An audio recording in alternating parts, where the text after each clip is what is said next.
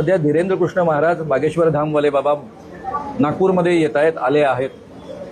त्यांना जे अखिल भारतीय अंधश्रद्धा निर्मूलन समितीनं 80 लाखाचं आव्हान टाकलेलं आहे, तेही आव्हान देण्याच्या निमित्तानं आजची प्रेस कॉन्फरन्स आयोजित करण्यात आलेली होती। या बाबाला आव्हान आहे की त्याच्या पुढ्यामध्ये 10 व्यक्ती सादर केल्या जातील। त्याचा दावा आहे त्या पद्धतीनं त्याने त्या व्यक्तींमध्ये त्यांची नावं काय आहे, त्यांच्या वडिलांचं नाव काय आहे, त्यांचं आडनाव काय आहे, त्यांचं वय काय आहे आणि त्यांचा मोबाईल नंबर काय आहे हे सांगायचं। दोनदा ही प्रक्रिया नागपूरच्या पत्रकारांसमोर सादर केली जाईल। दोन्ही वेळेस जर त्यांना 90% अधिक करेक्ट ते सांगू शकले तर त्यांना सरळ 80 लाख रुपयाचं पारितोषिक दिलं जाईल। दुसरं आव्हान यासोबत आहे, त्यांचा अतिंद्रिय शक्तीचा दावा आहे, दिव्य शक्तीचा दावा आहे। त्यांना कोणाच्याही घरामध्ये काय ठेवलेलं आहे ते बसल्या बसल्या कळतं असं त्यांचा दावा आहे।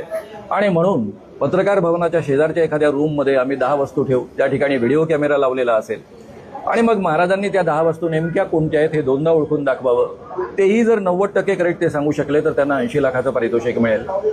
जर महाराजांनी हे आव्हान पत्रकारांसमोर स्वीकारलं नाही तर हे बागेश्वर धामवाले बाबा भोंदू आहेत।